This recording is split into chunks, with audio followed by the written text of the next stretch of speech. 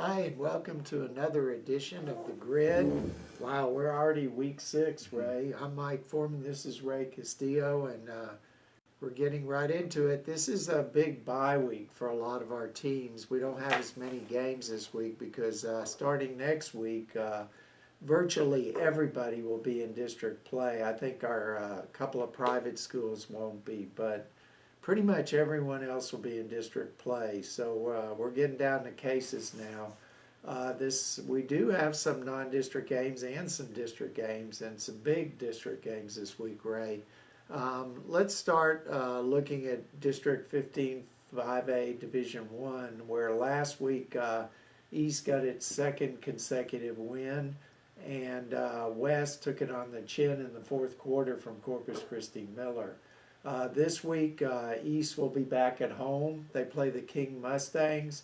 West has its bye week. So let's talk a little bit about, East, what it did against Carroll. Of course, they had a pretty big performance from a running back, didn't they? Yeah, their backup quarterback, Alan Jimenez, he's a junior. He came over from the varsity level during midseason last year, and every time he's touched the ball, he's been able to do something positive, and he finally broke through on Friday against the Tigers. He ran for a school record 6 touchdowns, ran for 201 yards, and just really was the spark for East in that win over Carroll. Just an all-around good game for all the players, behind Allen.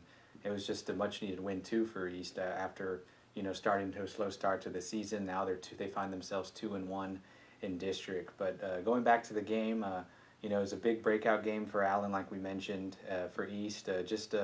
Just an all-around good performance from a lot of players. Latavian Johnson did get the switch to quarterback, and Ethan White went to receiver, and it worked out. Latavian passed for 227 yards, and Ethan caught 112. So that really worked for East.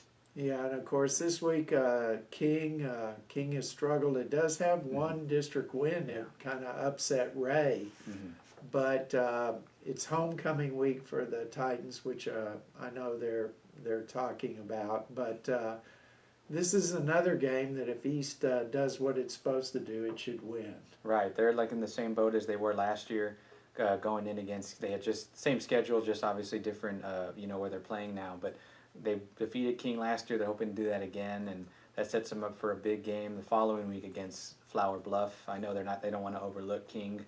Like you said, Mike, they defeated Ray, so they do have a district win. They have struggled, though, so the Titans are going to hope to take advantage of that.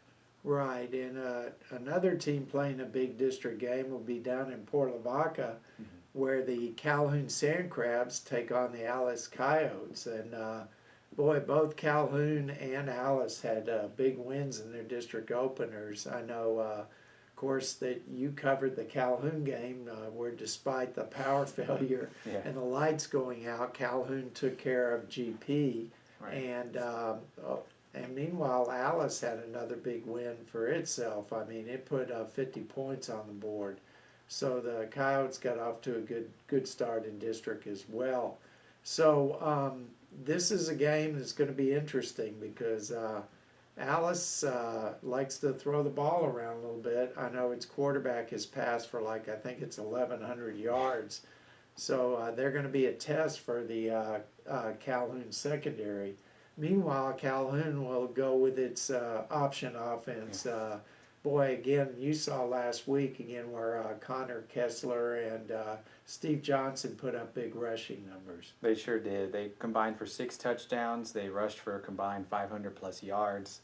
Just on pace, to really for a big night for the Sand Crabs.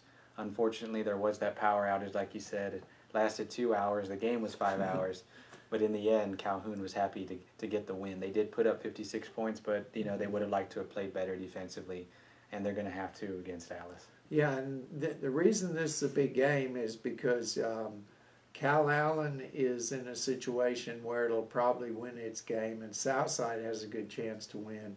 So whoever wins this game will be 2-0, probably one of 3 teams at 2-0, and definitely that's where you want to be because I know coaches don't like to look ahead, but the reality of the situation is that the top 2 finishers in the district get the by-district game at home, whereas the 3rd and 4th place finishers have to travel.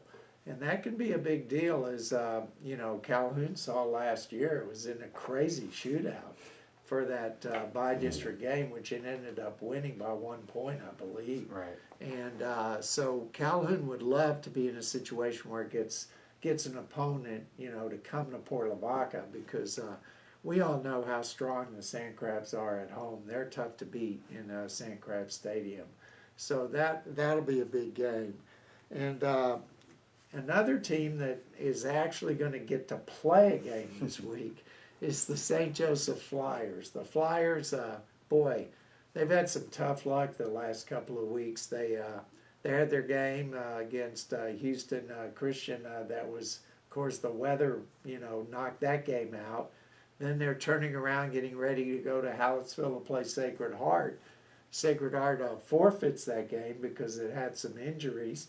And so now they're finally going to get a chance to get back on the field where they're playing Rock Springs. And to do so, now the Flyers are used to traveling this year, but they're going to do some traveling Friday night. They have to go all the way to Uvalde to play this game. Right. And yes, our St. Joseph beat writer, Kevin, who you've probably seen a lot of his previews throughout the season, he talked about it with me. He's the one thing Brian Jones told him was finally. Yeah. It's just been a long time coming. They're happy it's finally here, and just a quick turnaround though. When Rock Springs in Uvalde, and then right just like that, it's going to be district. Right, and they open with Houston Second Baptist, which is the district favorite, and Second Baptist has just been mauling people. So I mean, it's really important that the Flyers get a chance to play this game to prepare for next week's game against Second Baptist. Yeah. And before we move on to some other games this week, I did want to go back to last week where we had a really big game down in Refugio, the Bobcats and the Mart Panthers, and boy, that was just a really exciting, incredible game. Mart jumps out to a 28-6 lead in the second quarter, and I mean, it looked like things were looking pretty bleak for the Bobcats, but Refugio bounced back, came back and found a way to win, and I think that was a very important game for them, just strictly from a psychological standpoint. They had never beaten Mart before, and also it shows them that they can get down and come back. Outstanding game for Isidro Mascoro in that game, and just an incredible game, really. He was on the field almost the whole night. He had like 17 tackles. He rushed for over 100 yards and 4 touchdowns. Also had a 2-point conversion run. So a big win there for Refugio. Refugio will have a bye, and then they'll start district. Their district, let's face it, it's not very strong. So that made that game against Mart even more important. And the number 2 team in the state in Class 2A Division 1 is the Shiner Comanches, and the Shiner has a 5-team district, and so Shiner doesn't start district until next week, and so they're playing this week. Actually, they are playing the Lexington Eagles. The interesting thing, Lexington was the only team that beat them last year in the regular season. So although Lexington has struggled this year, this will be their Shiner's last game before they start district next week against Yorktown. And something special about Yorktown this week, Ray? They're playing Austin Brentwood Christian, and you might say, well, what's the big deal? There is a big deal, isn't it, about that game?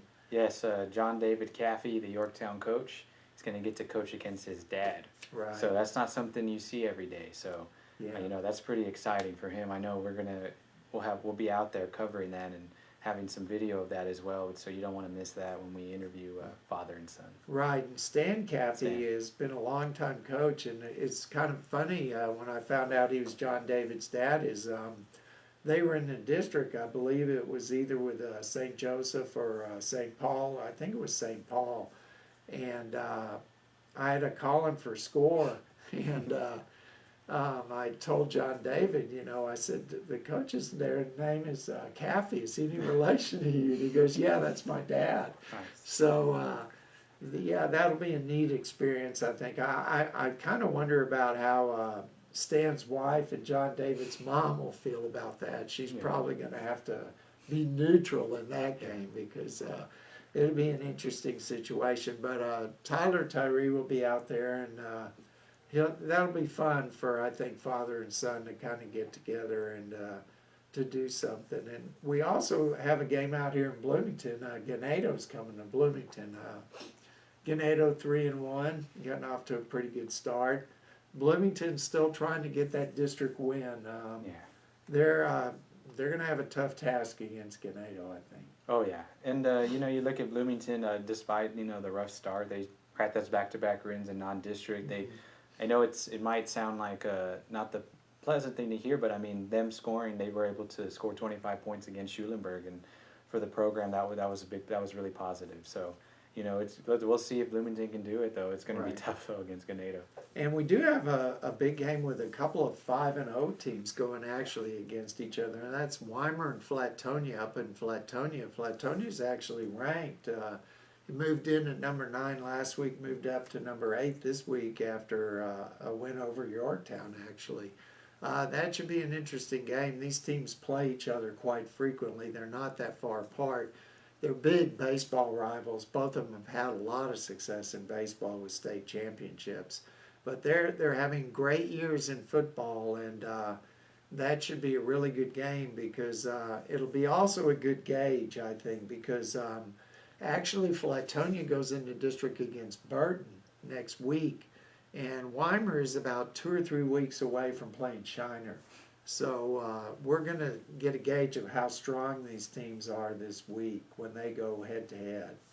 And we did have another team. We actually have 2 teams at number 1, not just Refugio. Falls City Beavers actually moved to number 1. They have a bye week this week.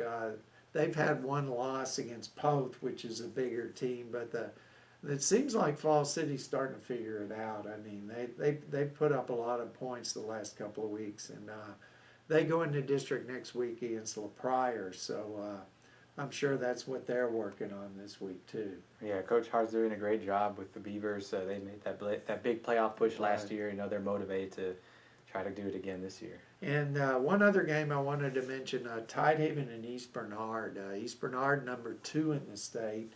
Tidehaven, it seems to be getting it together. Tidehaven has been in the last couple of years a late starter. Of course, these teams actually played twice last year. They played in district. They ended up meeting in the quarterfinals as both teams, were the last 2 teams in the region. Coach David Lucio has said that he's starting to get some people healthy, which will help him, but he's got a tall task against East Bernard, as we saw. I mean, East Bernard, they handled Edna in the 4th quarter, basically opened that game up.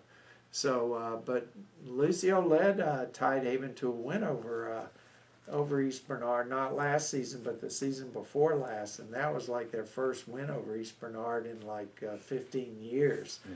So we'll see how the Tigers handle East Bernard, and of course we're going to keep you up to date with all the games this week, and you can follow us on Twitter. Follow us on advosports.com, and we'll have all the updates from all the games around our area. And you can also check out our stories Sunday in the Grid. And for next week, for Ray and myself, we'll be back with really a district edition of the Grid.